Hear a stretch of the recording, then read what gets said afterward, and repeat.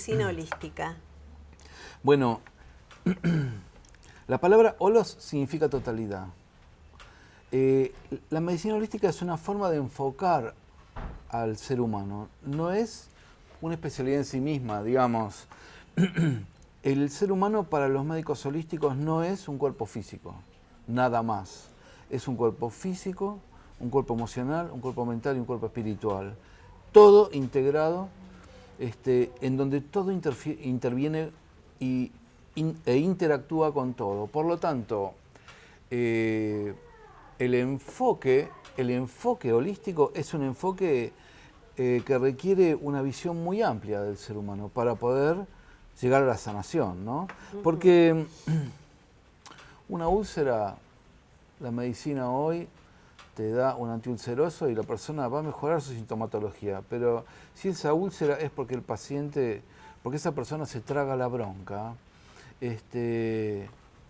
no la vas a corregir solamente dándole una droga antiulcerosa. Vas a tener que conseguir que esa persona corrija ese vicio en su personalidad para sanar. Yo distingo la palabra sanación de curación. La curación física es una cosa, pero la sanación es otra. Claro. La sanación es corregir las causas que originan eso. ¿Entendés? Vos fíjate que la palabra curar, en realidad la etimología, es cuidar. Esa es la etimología de curar. Por eso el sacerdote que cuida el rebaño es un cura. Claro. El que cuida un museo o arregla una tela en una pintura es un curador de arte. El que se ocupa de un menor o incapaz es un curador, legalmente hablando. Hay gente que cura los cueros, o sea, curar es cuidar. Claro. Llevado al término de la medicina es eliminar la enfermedad, pero no significa necesariamente sanación. Por eso, en uno de mis libros yo distingo la diferencia entre sanación y curación y las 4 variantes. Puede curarse y sanarse, puede curarse sin sanarse, puede no curarse y sanarse. Yo pongo un caso de SIDA, por ejemplo, de la época que yo trabajaba con grupos de autoayuda de SIDA en los 90. Se morían todos, digamos, casi todos, porque no había drogas antirretrovirales. Y entonces tener SIDA en esa época era como hace 40 años era tener un cáncer, que te decían en Estados Unidos, haga sus papeles, tiene un cáncer. Antes, en el año 95, pasaba algo parecido con el SIDA, ¿no? Cuando uno se enfermaba de SIDA, prácticamente era un certificado de defunción.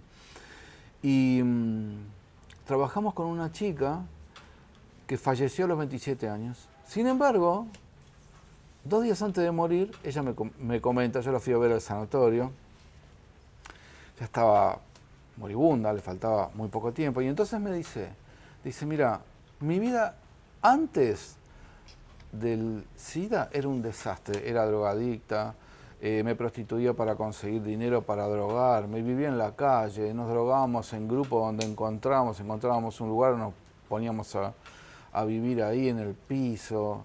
Yo me enfermé de SIDA y encontré este grupo de autoayuda y empecé a meditar, hago alimentación natural, dejé todo. Yo muero sanada.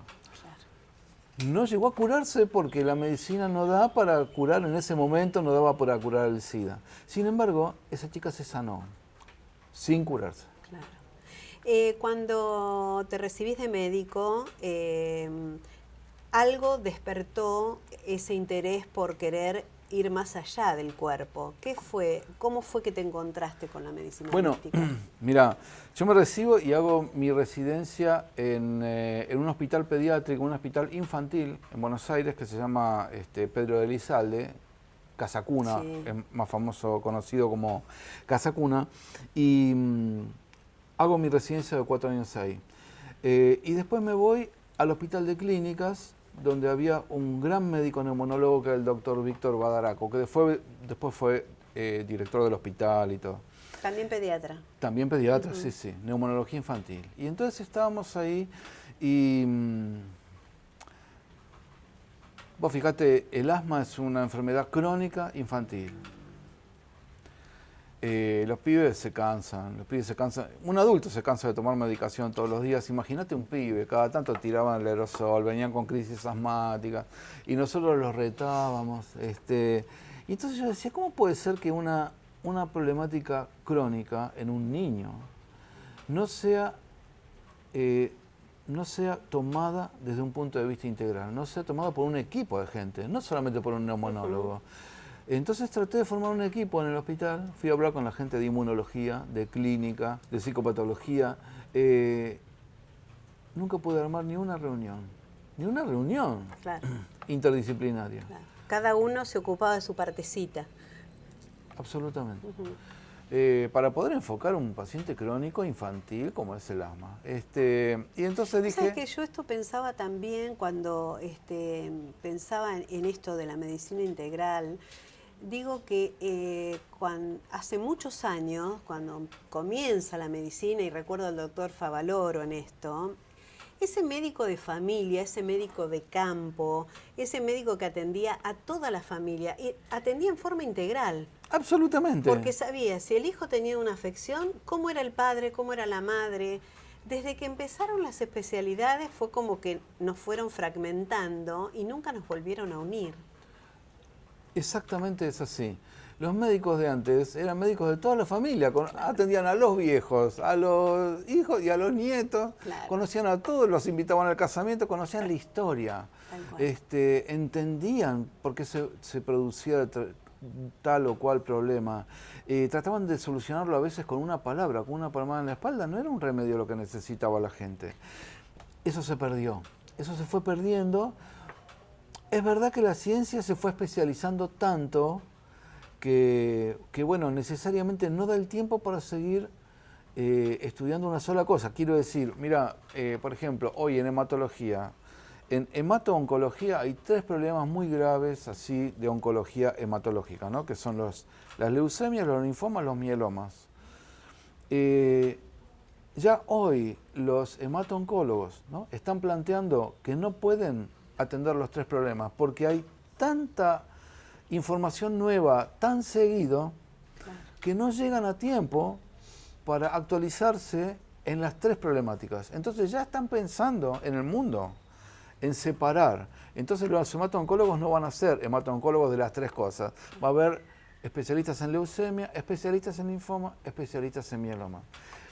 Esto es lo que pasa con la ciencia, ¿no? Cada vez hay más información, cada vez se investiga más, cada vez se llega más, y entonces necesariamente hay que ir metiéndose más pequeño, pero olvidamos al hombre.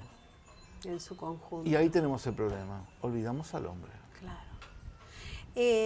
¿Cuáles son las afecciones que más se ven hoy en esta sociedad y viniendo a nuestro país, en una sociedad que está como confusa, que está con los valores no tan marcados? Si uno ve, la gente está confusa. Es una cosa que a veces los padres no saben qué hacer con sus hijos, los docentes no saben qué hacer con los chicos, los médicos no saben qué hacer con los pacientes porque no van, porque no siguen los tratamientos. ¿Cuál es la enfermedad, digamos, que es de este siglo? La respuesta es espiritual y es la falta de conciencia. La falta de conciencia interna y la falta de conciencia con el otro. Y entonces de ahí surge todo, ¿no? La respuesta es espiritual. El punto es que, ¿cómo hacemos? Desde un punto de vista, en un hospital, en una clínica, ¿quién te va a decir esto? Digamos, ¿no? ¿Cuál es el origen? Vos fíjate, a mí me dicen, ¿por qué aumenta tanto el cáncer en el planeta? ¿Por qué hay tanto cáncer? Y entonces está la gente que dice, bueno, porque hay más tóxicos. ¿Es verdad? Es verdad. Todo el mundo que usa antitranspirantes, por ejemplo, en el mercado, la única sustancia verdaderamente antitranspirante del mercado se llama aluminio. Todos los antitranspirantes que vos consigas, lo único que tienen es aluminio. Lo que le cambia es el perfume, qué sé yo, de acuerdo a la marca. Pero vos te estás poniendo aluminio en la piel, eso se absorbe, el aluminio es cancerígeno, es retóxico, esto es verdad. Ahora,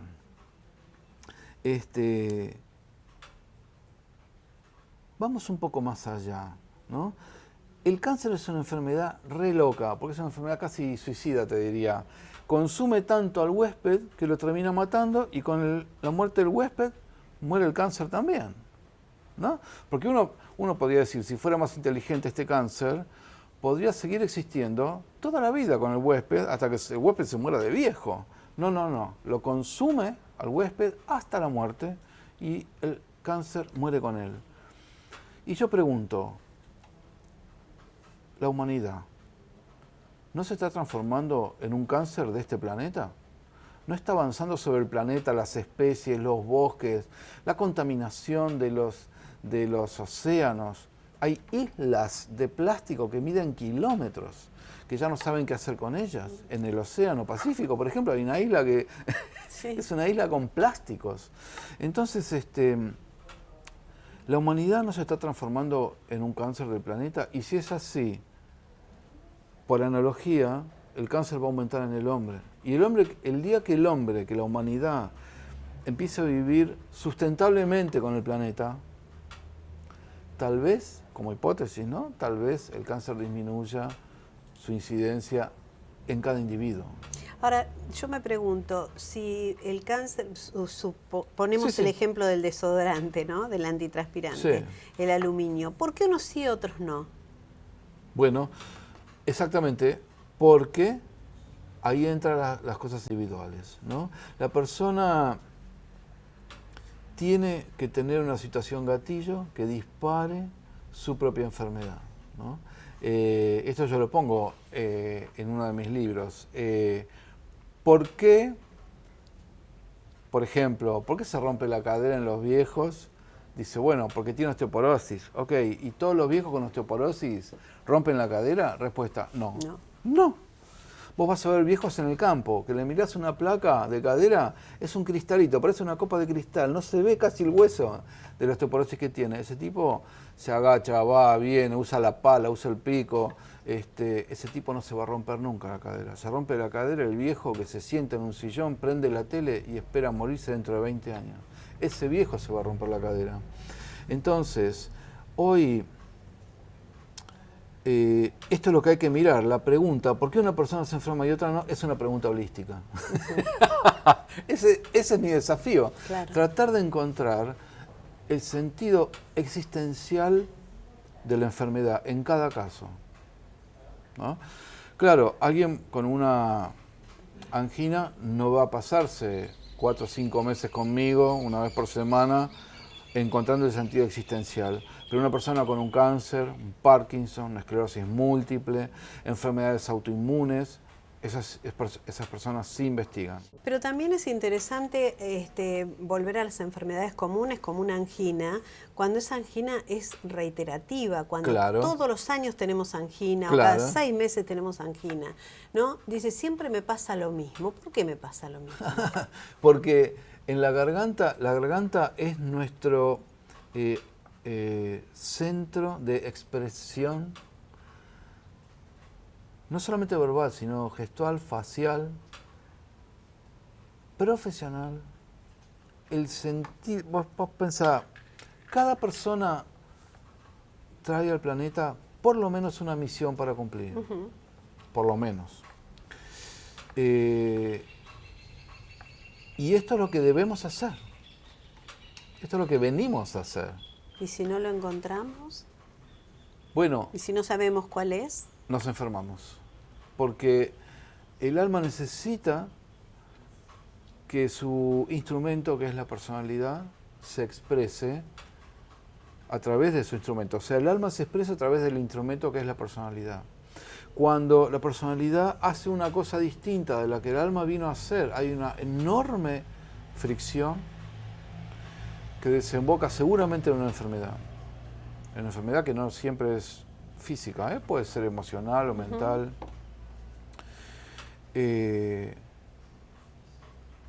San Martín decía, serás lo que debo hacer, y si no, no serás nada. Esto que es tan absoluto como esa frase, es verdaderamente así. Desde el punto de vista espiritual, el alma viene a cumplir una misión o varias, por lo menos. Y lamentablemente, hoy, menos del 5% de la población mundial sabe a qué vino el planeta. Lamentablemente, y esto es un tema educativo, es decir, a eso me iba a referir. La educación te forma como un ladrillo y te dice, mira, vamos a normalizar la educación. La famosa escuela normal viene de normalizar, o sea, yo a todo el mundo le voy a dar lo mismo, ¿no? A mí no me importa si vos viniste para ser una periodista, no me importa si otro vino a ser un cocinero, un chef, un agricultor, un panadero, un cura. Yo te voy a dar la misma formación a vos que a cualquiera. ¿A alguien le importa si Da Vinci conocía la historia europea, digamos? ¿O si Borges aprobó educación física, digamos? ¿Entendés? O si Maradona conoce de historia, digamos. Este tipo de cosas, la verdad que no tienen ninguna importancia. La educación debería estar dedicada en algún momento de la humanidad, llegaremos a ese punto, donde los primeros años de la escuela van a estar dedicados a que cada niño encuentre su don, ¿no? Cada persona es genia en algo, y esto es lo que tenemos que encontrar. Y la primera parte de la educación tendría que estar dedicada a que las maestras detecten cuál es el don de cada niño, y a partir de ahí una educación secundaria, un segundo nivel educativo donde sea especial, digamos. Esto de las inteligencias múltiples. Y sufriríamos mucho menos. Absolutamente. Porque ¿quién no sufrió en la escuela primaria o en la secundaria con algunas materias? Tendríamos un mundo de genios, en primer lugar. Tendríamos un mundo donde todo el mundo expresaría su ser, ¿no? Donde todo el mundo estaría contento. Y cuando uno expresa su ser, no necesita ni siquiera vacaciones. Ahora yo me pregunto, ¿al poder le interesa eso? ¿Llegaremos a tenerlo alguna vez? No, claro que no. Claro que no. Rompes todo el sistema con esto. Rompes el sistema tal cual está. Tendríamos que crear un sistema nuevo de muchísima mayor felicidad planetaria, ¿entendés? Porque todo el mundo sería un genio. Vos imaginate donde si un niño nace para ser un gran bailarín, lo mandás a ser bailarín desde los 8 años. Y uno a pintar, y otro a ser un matemático, y otro a ser un científico, desde los 10, 8, 9. Además serían felices. A esto me refiero. Encontrarían su ser, y una vez que encontraste tu ser, como decía San Martín, de ahí además es solo hacer y hacer y hacer y hacer, sin detenerte, sin descanso, porque con esto te hierve la sangre toda tu vida. Claro, la pasión. Absolutamente. Entonces tendríamos un planeta extraordinario. Hoy no pasa eso. No pasa eso, la gente no sabe, la gente no se lo plantea, nadie sabe cómo enseñar esto, ¿no? Mucha gente en mi consultorio me dice, ¿y ahora cómo averiguo? ¿Cuál es mi misión? ¿Cuál es mi talento? Bueno, a veces hay ciertas preguntas que disparan esto, ¿no? Como por ejemplo el hobby. Claro. Los taoístas dicen, a veces los hobbies son la misión. Claro. Aquel hobby que uno hace, por ahí esa es su misión y la toma como un hobby, ¿entendés? Claro. Y en realidad esa era su tarea. Yo muchas veces hago esta pregunta. Suponete que vos te ganás el Super Loto, Super Kini, no sé qué, y te quedan 30 millones de dólares en tu cuenta de banco para gastos. Le arreglaste la solución, la situación financiera a toda tu familia, amigos, todo. Y viajaste por todo el mundo 5 años, te cansaste de viajar, hoteles, todo. Y te sentaste con 30 palos verdes para gastos corrientes. A los 2 meses te aburrís de no hacer nada. ¿Qué harías? Claro. ¿Qué harías en ese caso? ¿A qué te dedicarías? Ahí a veces encontrás. Y si no, la pregunta que iluminó más personas en todo el planeta es ¿quién soy yo?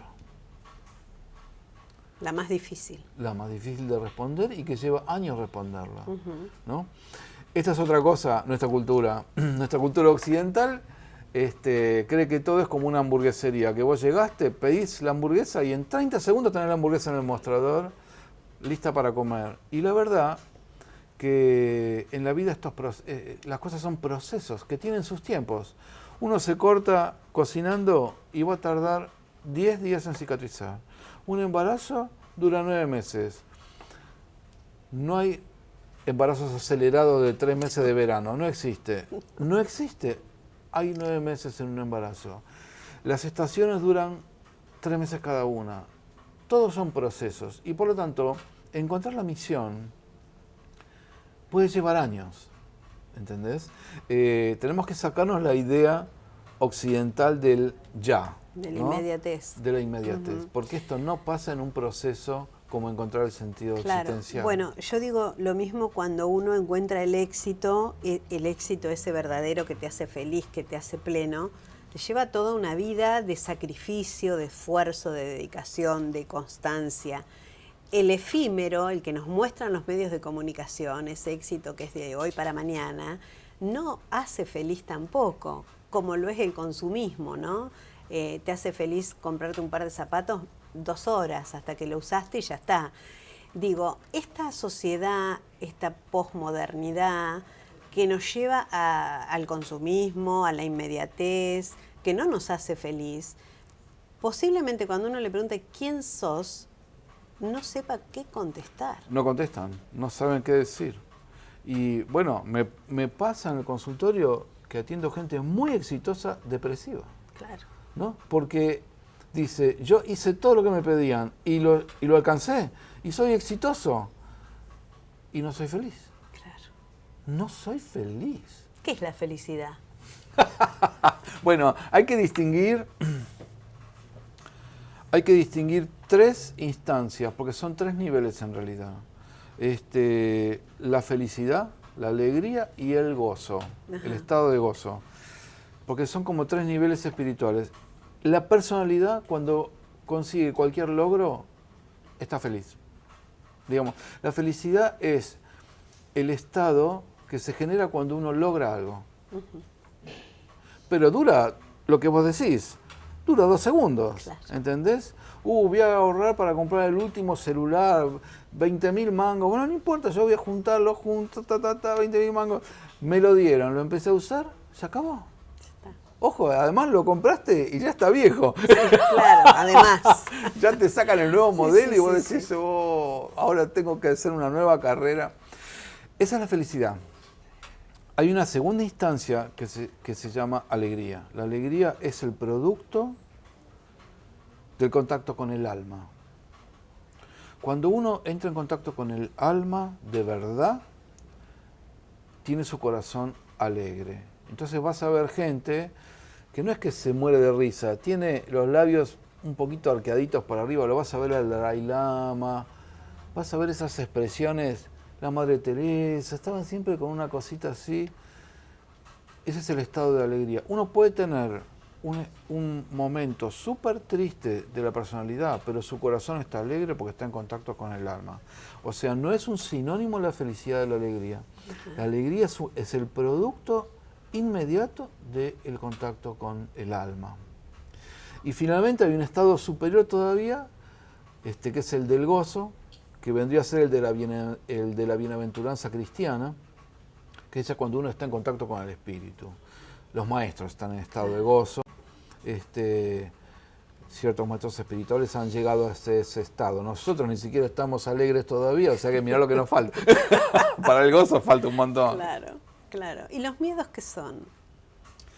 Bueno, depende de qué miedos, porque nosotros empaquetamos la palabra miedo para un montón de situaciones, algunas que son absolutamente funcionales y beneficiosas para nuestro crecimiento y para nuestra supervivencia. Claro.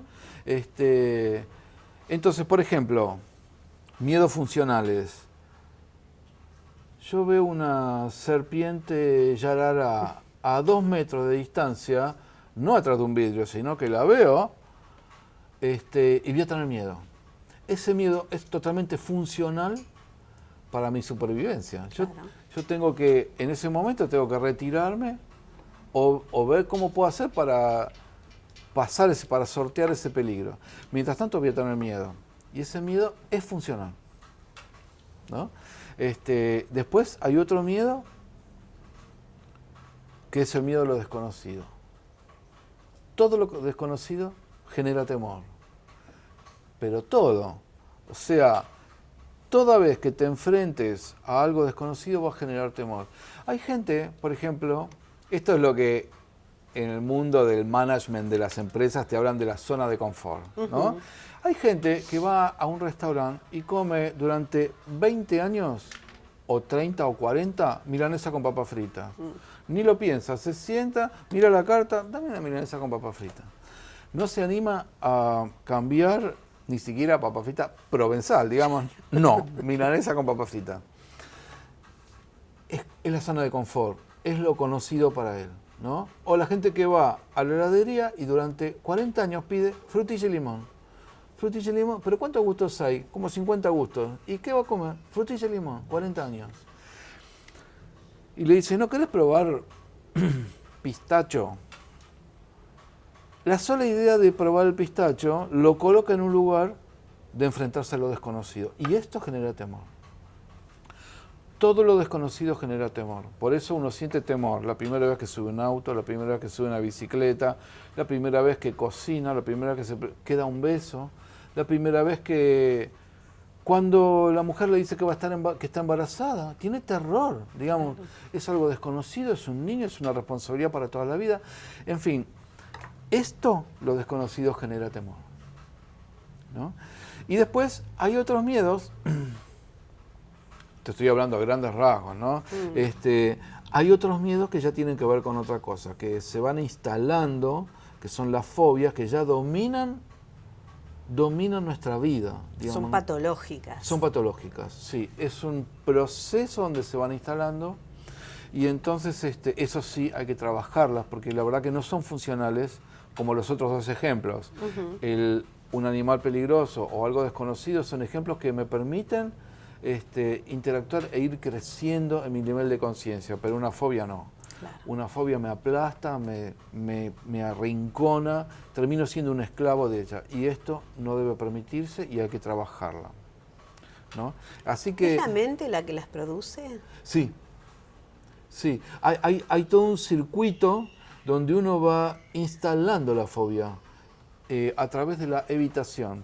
Cuando esto, por ejemplo, es lo que dice la psicoterapia, toda la corriente cognitiva conductual de psicoterapia trabaja con esta teoría, ¿no? La teoría de la evitación. Entonces, yo tuve una cosa que me dio miedo, ¿no?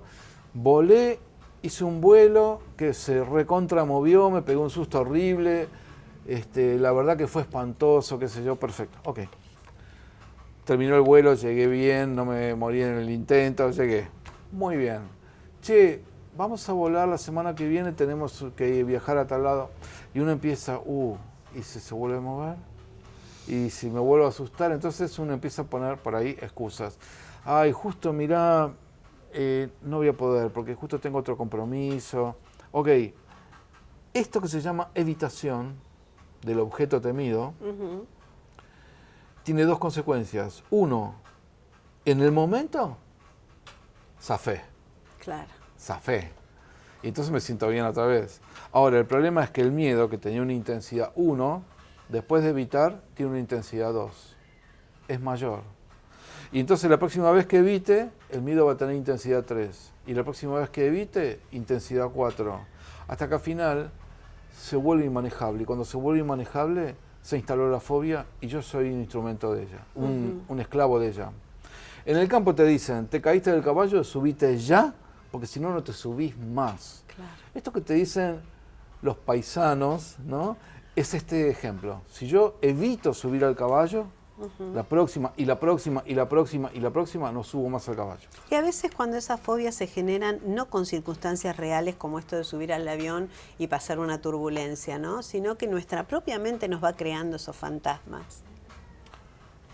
¿Cómo cuál, por ejemplo? ¿Un trastorno de pánico, por ejemplo? Bueno, eso es algo parecido. El ataque de pánico es una cosa y el trastorno de pánico es otra. El ataque de pánico lo puede tener cualquiera. Porque estamos con un nivel de estrés tan enorme que cualquier disparador puede hacer que mi mecanismo de supervivencia se dispare. Nosotros tenemos un mecanismo fisiológico de supervivencia desde la época de las cavernas. como lo tienen todos los animales hasta el día de hoy, ¿no? Claro.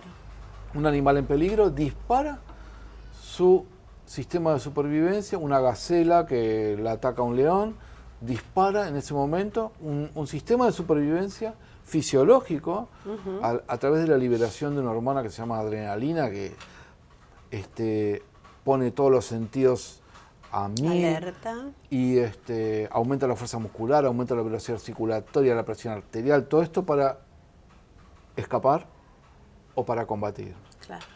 El problema que tenemos en la actualidad es que podemos disparar nuestro sistema de supervivencia tomando un mate, porque venimos tan complicados con el estrés, que a veces un bocinazo es la gota que rebalsa el vaso y tenemos una liberación brutal, como cuando las alarmas de los autos se descalibran y empiezan a disparar solas. Bueno, eso es un ataque de pánico. Nosotros disparamos un mecanismo de supervivencia en ese momento sin estímulo. Claro. Porque cuando uno tiene un choque, ¿no? A los 10 minutos de chocar empieza a temblar y se agita y, bueno, acabas de chocar. O si te robaron, o si algo pasó. Bueno, claro, uno tiene la misma reacción que un ataque de pánico, pero tuvo una causa. Claro. En el ataque de pánico no hay causa. Claro. Uno está viajando, está mirando una novela, está tomando un mate con un amigo y de golpe se disparó eso. Y entonces lo que viene es lo mismo del tema de la evitación. Qué mal que la pasé con ese ataque de pánico. No quisiera volver a tenerlo. Yo no lo quiero tener, no lo quiero tener, no lo quiero tener. Y esto mismo empieza a activar internamente el sistema de alarma hasta que al final se dispara otra vez. Y uno vuelve a disparar y si hay algo que no podemos es controlar lo incontrolable, que es nuestra respuesta orgánica. Y entonces cada vez disparamos reiteradamente nuevos ataques de pánico. Y eso es la instalación de un trastorno de pánico. Claro. Y eso es lo que nos vuelve locos. El ataque no, el trastorno. Para poder mejorar nuestra calidad de vida, viviendo en una sociedad que nos genera estrés, más del que deberíamos tener, porque el estrés es bueno en cierta medida, Claro. para poder estimularnos a hacer cosas, ¿no? Por supuesto. Pero cuando vivimos en una sociedad que nos genera mayor estrés, que nos angustia, ¿a qué tenemos que recurrir para poder decir, bueno, acá freno, hasta acá llego y quiero calidad de vida? ¿Cómo logro calidad de vida? Otra vez, casi te voy a contestar lo mismo que al principio, con conciencia. Yo le pregunto a todos mis pacientes, ¿cómo te recargas las pilas? ¿Qué cosa te recarga las pilas? Y me dice, ¿qué es eso? En general me dicen Tengo así. pilas. No sé qué es eso. Le digo, ¿qué cosa te aquieta? ¿Qué cosa te vuelve? Hay una imagen que usan en los lamas tibetanos cuando dicen que meditar es traer la mente a casa, ¿no? Como volver a casa, ¿no? Esta idea de la casa es como esa cosa que te cobija, que te protege, esa cosa del olor a la tostada, del olor a la sopa, que es una cosa que se ha perdido un poco. Los tibetanos te dicen, meditar es traer la mente a casa, es volver a casa con la mente. Bueno, y yo les pregunto, ¿qué cosa hace que vos vuelvas a casa? Y muchas veces no saben qué decir. Le digo, tenés que buscarla. Claro. Tenés que buscarla, porque si no, todo el tiempo estamos poniendo, ¿y cuándo cobramos? No cobramos Claro. nunca. Y entonces, en algún momento, corremos, y nos caemos en un agujero que es nuestra propia tumba, y decimos, ¿pero acá se acabó la vida? En realidad, nadie te lo dijo, pero vos tendrías que haber tenido conciencia toda tu vida hasta llegar a este momento. El disfrute del momento, a veces por pensar en el pasado, quedarnos enganchados, o estar pensando en mañana, no nos hace vivir. La gente dice hoy, el día se pasa volando, el año se pasa volando. ¿Eso es porque no estamos viviendo el momento? Por supuesto. No, es muy raro que nosotros estemos con conciencia del presente, es muy raro. En general la gente está con la cabeza en otra cosa. Y cuando está con la cabeza en otra cosa, la mente se puede ir a dos lugares. Es como vos decías, al pasado o al futuro. Esto no es nuevo, ¿eh? Buda hablaba de esto. Y Buda decía, mira, esto es simple. La mente puede estar en el presente único, que es ahora, o puede estar en dos lugares, atrás, o sea, en el pasado, o en el futuro. En cuyo caso las emociones van a ser distintas. Si te vas al pasado, vas a tener reproches con vos mismo y depresión, digamos, porque el que mira, nadie se pone ansioso mirando al pasado, se pone nostálgico, más bien bajón se pone, Claro. se pone triste, por las cosas que no hizo o por las cosas que hizo mal. O por las que hizo y ya no puede hacer. O por las que hizo y perdió, el tiempo que pasó. La otra es llevar la mente al futuro, en cuyo caso ahí aparece la ansiedad, la preocupación. Nadie se preocupa mirando el pasado, la gente se preocupa mirando el futuro. Y la ansiedad aparece mirando el futuro. Por lo tanto, Buda dice, miren, la única manera de curar estos dos problemas es enfocarse en el presente, donde desaparecen instantáneamente. Es interesante pensar que esto se dijo en el siglo VI antes de Cristo. Y todavía no lo aprendimos. Es re loco, es re loco. Bueno, es nuestro desafío, ¿no? ¿Y cómo hacemos? Porque hemos venido hablando de diagnósticos, ¿no? Venimos hablando de estar adentro de uno, de encontrarnos con el alma, de la parte espiritual, pero ¿cómo se hace? Bien, es bastante fácil, digamos. Bueno, yo tengo un taller, tengo varios talleres, tengo uno que se llama Conciencia Plena, donde todo el día trabajo el entrenamiento en estar plenamente consciente. Pero una cosa súper simple es la respiración, ¿no? Si yo soy consciente del aire que entra y del aire que sale de mis pulmones, en ese momento, como no se pueden pensar dos cosas al mismo tiempo, aunque las mujeres crean que sí, me sacó el bocadillo, iba a decir ustedes. Hay solo un pensamiento a la vez. Los hombres, es verdad, los hombres piensan una sola cosa a la vez. Tenemos más conciencia.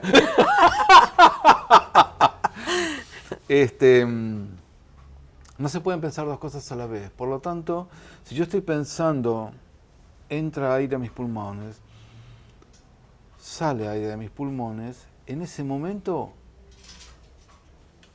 mi mente volvió a casa. Es una forma de meditación. Claro.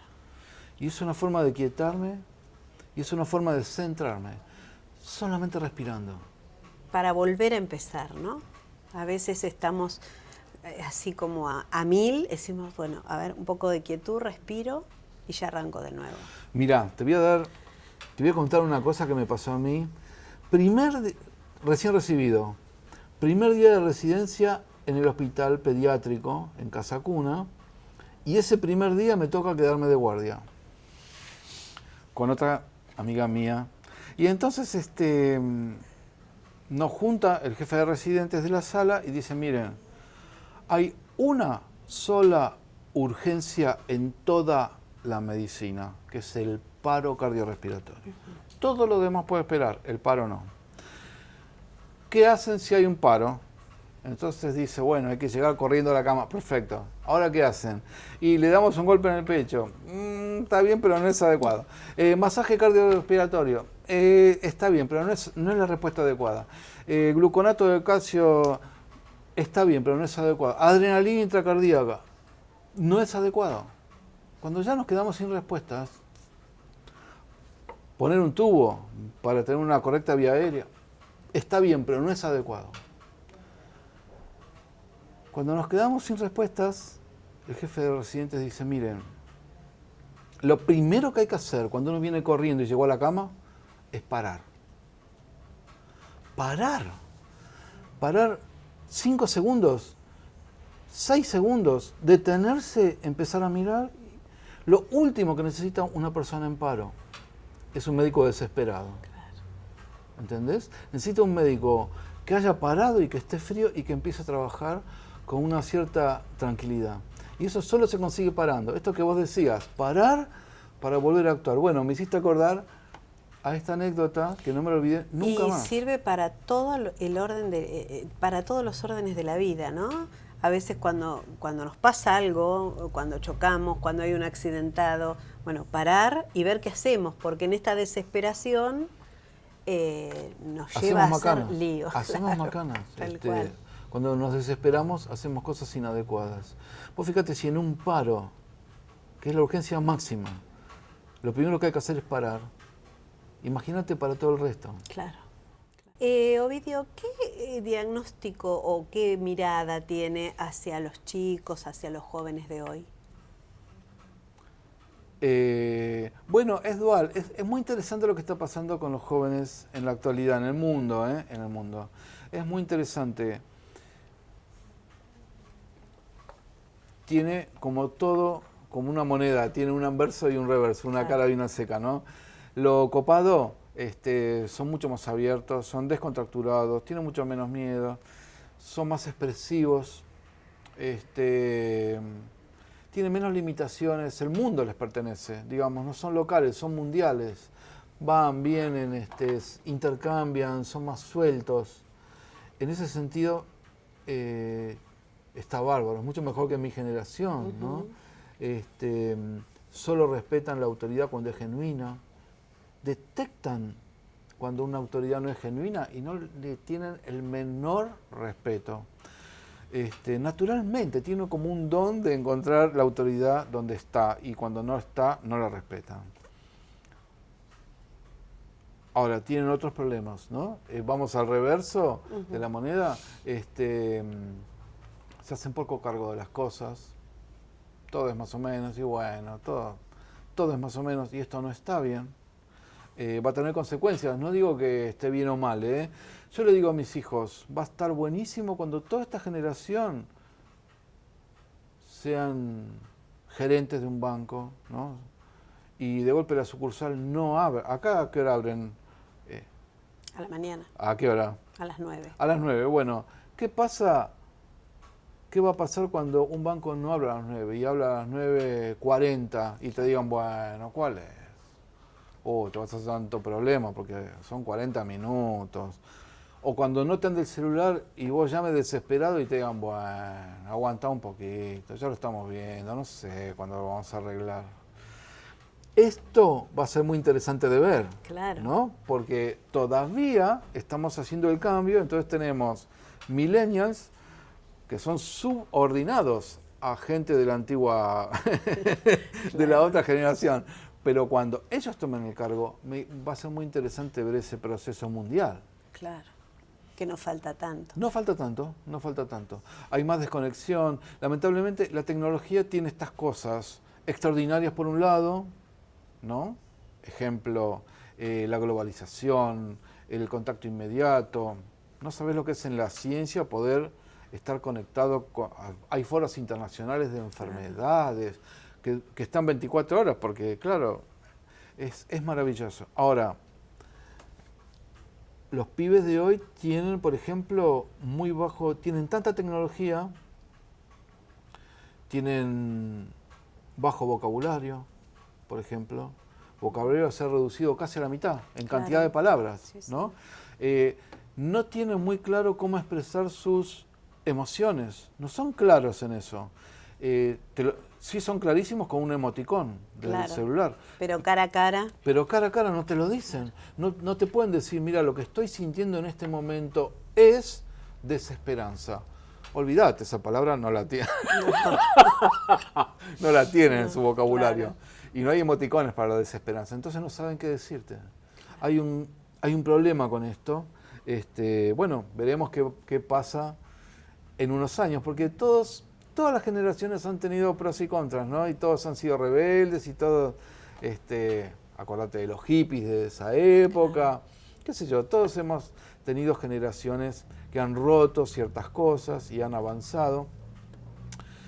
A mí me gusta esta generación nueva, me gusta esa cosa descontracturada, más libre, más espontánea, más amiga de los adultos. Que en nuestra época le teníamos miedo a los adultos, ¿no? Hoy no, los pibes son como más amigos. No me gusta esta cosa de poca responsabilidad que tienen, ¿no? De dilatar el tiempo, Claro. esa cosa más, son muy hedonistas, a ver, en el sentido de que el lema de los millennials es, yo tengo mi vida, Claro. yo tengo mi vida. ¿Qué voy a dejar la vida por un hijo, por ejemplo? Hoy está viéndose la moda de los pibes de 30 que no quieren tener hijos, tienen Sí. perros, Claro. como en Europa de hace 20 años. Claro. Y entonces estamos viendo un decrecimiento de la tasa de natalidad en un país latinoamericano como el nuestro, que no se veía. Totalmente. Todo el mundo tenía 3 hijos era normal. Sí. Hoy los pibes se casan y dicen, bueno, lo sumo uno. Claro. Uno. Y después de haber hecho una trayectoria Yo en tengo lo mi laburo, profesional, sí, tengo mi claro. laburo, no, yo tengo mi desarrollo, yo quiero viajar. Un pibe es un estorbo. Ovidio, ¿cómo se puede llegar a la vejez disfrutándola y no padeciéndola como vemos ahora? ¿Padeciéndola en qué sentido? Sufriendo, porque generalmente los ancianos están solos y bueno, les cuesta estar solos, reclaman todo el tiempo, no son felices, uno los ve que no son felices, es muy poca la gente que llega al término de su vida feliz y pleno. Bueno, ¿no? punto 1. Todo esto no es la verdad, es mi verdad, ¿eh? Puede no ser la Sí, verdad. es un punto de vista. Vivimos una cultura de la juventud y la belleza, ¿no? Mundial. El viejo está descartado. Sí. Hasta el FMI está diciendo, la gente vive demasiado, es un problema. Sí, claro. Es un problema mundial. Los viejos no pueden vivir tanto tiempo, rompen el sistema. Claro. ¿Entendés? Esto es una cosa muy loca lo que estamos viviendo. Entonces, primero, dejan de ser jóvenes, ¿no? En muchas empresas ya se ve, 50 años ya es viejo. Ojo, ¿eh? Los promedios de edades de empresas por ahí llegan a 35, 34. Gente de 50 ya es viejo para ellos. Entonces, lo primero es esto. 2, esta cosa de solo mirar el propio ombligo hace que no mira al otro. Y al no mirar al otro, el otro no me importa. Ni hablar si es viejo, digamos. Es improductivo. Hay toda una cosa. Fíjate qué curioso, ¿no? Porque hay otras sociedades, la japonesa, por ejemplo. Las orientales. Las orientales donde hacen hacen como un culto. un culto de los viejos, los honran y les piden que les transmitan su experiencia, ¿no? Su sabiduría. Pero esto sería como, digamos, lo externo a uno. Digo, ¿qué cultivo en mí para que cuando yo llegue a vieja, a anciana, si llego, pueda llegar plena, feliz, gozando, no lamentándome que se me estiró la vida? Otra vez lo mismo, conciencia. Conciencia. Si yo vivo con conciencia, voy a vivir mi vejez con conciencia. Claro. Y entonces voy a ser un viejo recontracopado y voy a vivir con los jóvenes y con los adultos y con los viejos. O solo. O solo, Claro. pero viviendo con plena conciencia, dándole un sentido a mi existencia. Claro. Y viviendo hasta la última respiración de mi vida con un sentido. Claro. Y encontrando mi talento, mi misión. Fundamental encontrar la misión, que es lo que empezamos a hablar al comienzo, ¿no? Esto de poder detectar en nuestra vida qué misión tenemos para poder realmente ser plenos. Es la única manera de ser plenos. No hay otra manera. No se puede comprar la plenitud, no se puede comprar la felicidad, no se puede comprar el sentido de la vida. ¿Entendés? Tener plata, como pasa hoy en el mundo, eso no da la felicidad. No, claro. Te permite conocer ciertas cosas, tener un celular mejor, cambiar el auto. No tenés más amigos teniendo plata, no tenés mejor salud teniendo plata. Claro. No es así, es una mentira de nuestra cultura. Es una mentira. Rogelio, un placer conocerlo, charlar con usted. Se nos terminó el tiempo, ha sido mutuo, pero mutuo. realmente fue una charla que creo que nos abre la mente y que nos hace esto de tomar conciencia de lo que verdaderamente tenemos que tomar conciencia. Así es. Así que muchísimas gracias. Gracias a vos, gracias a vos.